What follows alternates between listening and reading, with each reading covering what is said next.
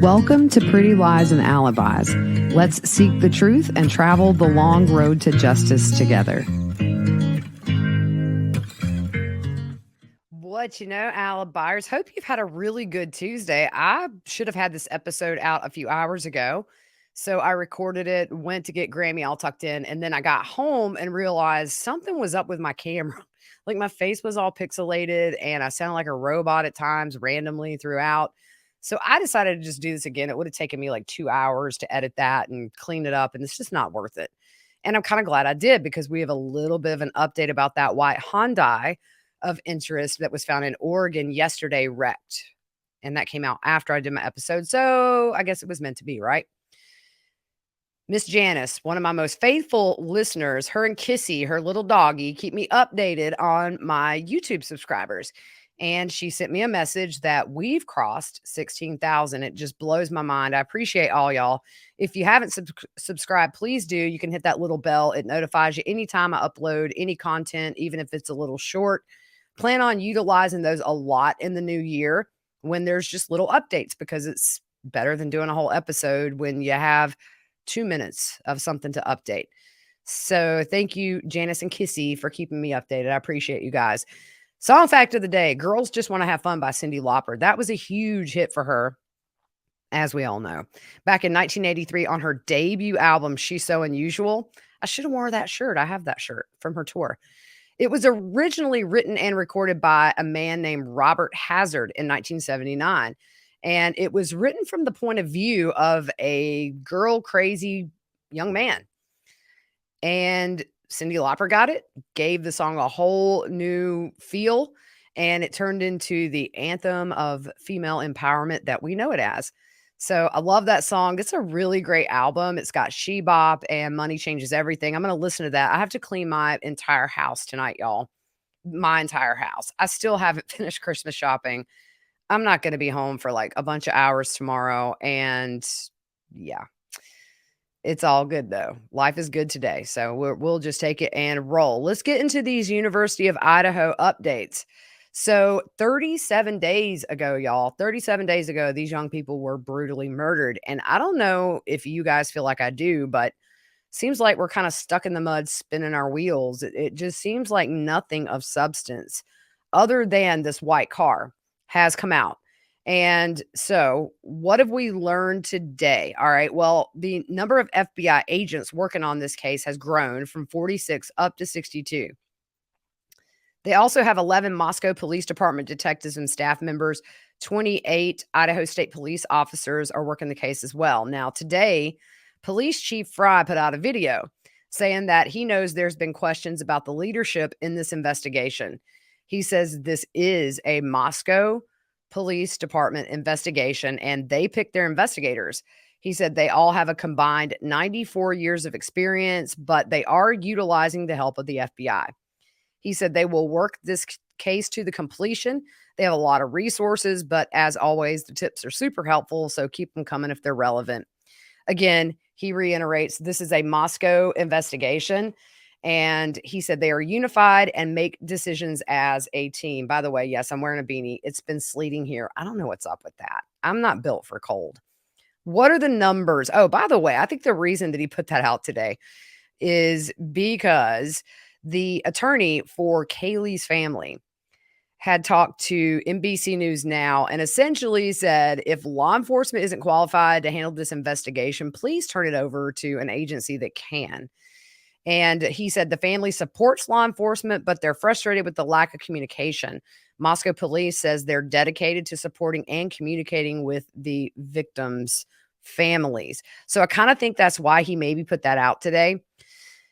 Who knows? I just hope something changes because we need to get this dangerous person off the streets. So we know the white Hyundai that they have been looking for 2 weeks. I was really super excited to see something new that was very specific get released to the public because you think, all right, we're getting somewhere. They've got some credible tips. Maybe they have. But everybody got real excited because it looked like this car here, if you see it on YouTube, I'll also put a link in the description with a link to pictures that are in the episode. It looked like maybe this white Elantra that was found in Eugene, Oregon could be promising to further this investigation and maybe get a suspect. But it wasn't going to be that easy. They just said recently that they do not believe that this car is in any way associated with the murders. So they said that Eugene, Oregon's police said that at 5:19 a.m. on December 17th, a person was reported sleeping inside a vehicle. It was the Hyundai Elantra. Officers responded to the call.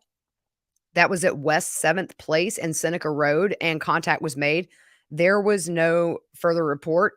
They said, we have no information to indicate the vehicle is related to the Moscow case. However, they were sent the vehicle information, so they have it to review. And that was it. So it's just not it. So let's move on, because people are going to be still saying it's the car. I don't think with all the people on there, if it was the car, we'd get that kind of a release, unfortunately. So let's hope they've got some more solid stuff in the background. The police department also said in a news release yesterday that they've received more than 10,000 tips and leads about that car. And I call him Mayor Art, because I can't say his last name. The Moscow mayor said the investigation has cost the city about $250,000 so far, much of that going to police overtime, lab testing, and other expenses. The city collects about $7 million every year in property tax revenue, and they've also asked Governor Brad Little for an extra $200,000 from the state to help cover costs of the investigation. So what's the school doing? You know, everybody's on holiday break and they'll be coming back in a few weeks. Well, the University of Idaho has promised extra security for the return of in-person classes in January, and they're encouraging students to return to Moscow. And they also said they're going to be a little less flexible regarding online learning. If my kid went to that school, I would not be letting him go back, y'all. I'm sorry. You don't know where this person is. Clear, probably not in Oregon, right? Could be right in their backyard for all they know. And I think they need to be flexible with people who, students above all, who are going to be living in that community, don't feel safe until this person's caught. But hey, I'm not the dean. I've just gathered little things here and there over the last few days to do this update, but so it may seem a little random. The coroner's report did not include a time of death, and police told the Statesman they have yet to settle on a more exact time frame for the attack, which I thought was interesting. However, a nearby neighbor told the Statesman it was unusually quiet the night of the killings. The neighbor, who is referred to as Anna, said she would oftentimes wear earplugs to bed because of parties happening nearby from the local college kids. But on the night of the killings, she woke up at 2 a.m. because her dog started heaving in the room. I'm going to tell you, nothing will get you out of bed faster than some four-legged animal of yours dry heaving at 2 a.m. It is like, we should make an alarm clock with that. Don't you think? Don't you think we should do a dog heaving or cat coughing up a fur ball alarm clock? We would all be out that bed, like, boom. Anna told the Statesman she could not fall back asleep until about 5 a.m. and she didn't hear anything that night. And now it's time for a word from our paid sponsor of the week, Wondery by Amazon. Scamfluencers is a podcast from Wondery that tells the unbelievable true stories behind some of the world's most infamous scams, swindlers, and con artists. Recently, they covered the rise and fall of Martin Shkreli, who gained prominence in 2015 when his pharmaceutical company raised the price of a life-saving drug by 5,000%. Hailed by Wall Street, but vilified by Main Street, the ensuing scandal garnered attention from the federal government. And they soon learned price hikes were only the tip of the iceberg, and Shkreli had even deeper secrets he was hiding. Charges were filed, but the arrogant Shkreli would not go down without a fight. I love this podcast because it exposes the scams that many people fall victim to, and it also brings awareness to the scams we have no choice of falling victim to, such as the pharmaceutical scam with Martin Shkreli. It helps me protect the people I love by exposing scams from social media influencers, fashion, finance, health, and wellness scams that are far too common in today's online world. You should listen too, because at the end of the day, if you're online, you're at risk. Follow Scamfluencers wherever you get your podcasts. You can listen ad-free on the Amazon Music or Wondery app. Now, we have learned this week about some new surveillance footage that shows Kaylee and Maddie walking in downtown Moscow with another man just hours before the murder. I believe this video is in between them leaving the corner club where they had spent some time that evening on their way to the food truck. In the video, as they walk by, you hear Kaylee say, "Maddie, what did you say to Adam?" And she responds, "I told Adam everything." Brian Enton, who is there and is just amazing. He is on top of everything. Him and Anjanette Levy both have been great getting the information out. He said he learned police obtained this surveillance video actually several days after the murders. And Kaylee's dad was on Fox News and said they've been aware of this video for a while now. The business owner reached out to them, but only after they had given the footage to police. He said it was actually comforting to them to just see the girls talking about their bartender, who is Adam, and just on their way to the grub truck. And by the way, they don't think Adam, who is mentioned in that conversation, is a suspect. Let's move on. Brian Enton was on scene earlier this week and asked his producer if she knew anything about what could happen to the house as far would it be demolished. His producer said that the homeowners have to get insurance adjusters in there to assess the damage, but as of now, they don't know what they're going to do. They don't even know when the house is going to be released to them, and it's also an investment property. The captain at the police department told Brian Enton they're not releasing much because they want to not only have an arrest, but solid evidence for a trial. And I get that, y'all. It's frustrating. We want to know stuff. But at the same time, if they know things they're holding, it's only because you make one mistake. You got one shot. Once you get this person to do it right, and you don't want some weird technicality and somebody walking. But let's just hope they know a lot more than we think they do. And they say they still don't have a suspect. And when asked why no reward money, a spokesman says right now they just have a lot of good information from the public and don't need one right now. But I'm going to tell you, money talks. And that could be the one thing keeping that one lead from coming in that busts the case wide open. I don't know. I know some people have on their own put rewards up. I know one was about the car. Police are over the online rumors saying people targeted by internet sleuths have even had their lives threatened. And another random thing I read, a podcaster actually found a black glove outside the house early on in the investigation by some trash cans. Kaylee's family had a meeting with police and the prosecutor. Their attorney said the theme of the meeting was for two reasons: accountability and communication. We know Kaylee's dad has been very vocal in saying that they feel in the dark and they're not being told things. I know personally some of the families that I know that are involved in bigger cases right now. I know sometimes they learn things when we do, which is through news alerts. And a couple of times I've actually been the one to text and say, "Hey, did you know this?" "No, I had no clue." You think sometimes that family knows everything that's going on, but it's really not the case. But I do understand these poor parents probably want to know any happenings in this case because that's their babies.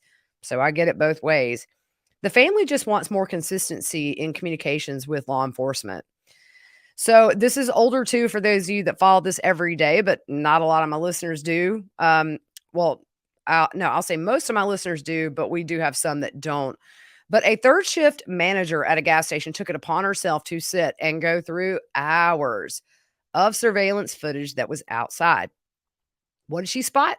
White car speeding by about 3:45, right in that time frame when we think the murders happened. She turned that over to investigators, and that gas station is about a mile away from where the murders took place. They also got surveillance from a liquor store last week. It's in a different direction than the gas station where that was spotted, but it's still a mile away from the house. And police say they actually started looking for surveillance around the crime scene the day of the murders. Before the police captain got there, officers had already identified certain cameras near the crime scene. And as they got more investigators on the case, that expanded the area they were able to search, and they put together teams to canvass. One team was designated to specific areas near the crime scene and others elsewhere.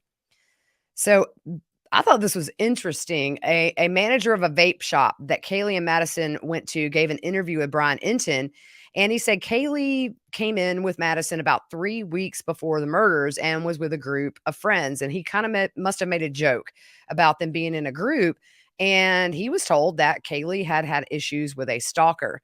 So he asked if it was somebody from school, and she said no, it was when she was at or leaving bars, which I think is interesting because we know police have said they really don't have anything credible to back up the stalker claims. However, it's not the first time we've heard it. So they're sorting through 22,000 Hyundai registrations. It has become like the Where's Waldo. It's everybody's looking, y'all.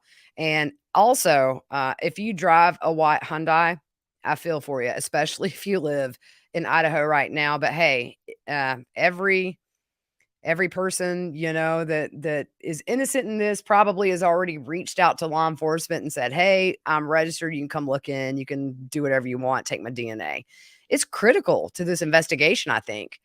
So yeah, I just that's kind of it with this case. Unfortunately, y'all, there's not a whole lot going on. I mean, little bits and pieces like the team going in tonight, they're still processing that scene, and we'll see what happens. Let's just hope that Christmas miracle that we get some news that somebody has been arrested for this crime.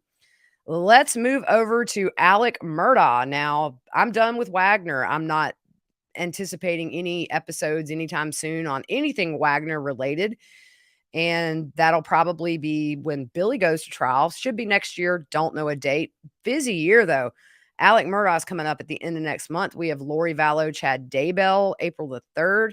So it's going to be a busy year for the podcast. I'll do both those trials like I did Wagner every day, wrapping up 8 hours of testimony in an hour for you. So stick with me. It's going to be a good one. Murdaugh is going to be fascinating. I've got some really cool things lined up, I think, for Murdaugh. Nothing's definite yet, but when I know for sure, I'm going to share with you, it's going to be really, really cool. All right. So the state said today they will not seek death against Alec. Okay. I kind of thought that, but then I was kind of surprised. There's more charges. I mean, he's just a collector now. He's been hit with 9 counts of tax evasion for failing to report nearly $7 million in illegally earned income between 2011 and 2019.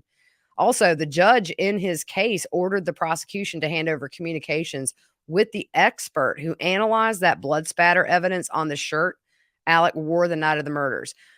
Real quick, people have asked me, why is it Alex, Alec, or Alec?